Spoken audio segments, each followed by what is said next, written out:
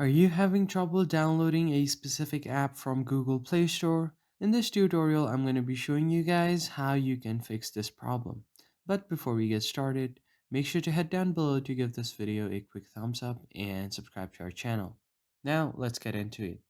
The first thing you want to do is open up your Google Play Store, and from here, you just tap on your profile icon at the top right corner, and now you just head over to your settings. From here on the second option, you'll see network preferences. Tap on this drop down and tap on the app download preference. Make sure that this is selected to over any network. If this is on any of this, make sure that you select this to over any network. Alright, so once this is done, go ahead and open up your phone settings. Scroll down until you see your app settings and open it up.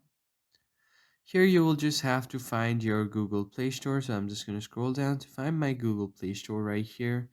And once you find it, just tap on it.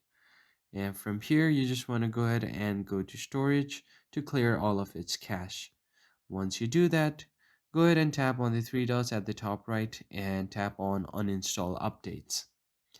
And once you do that, you want to head over to Google Play Services and do the same thing.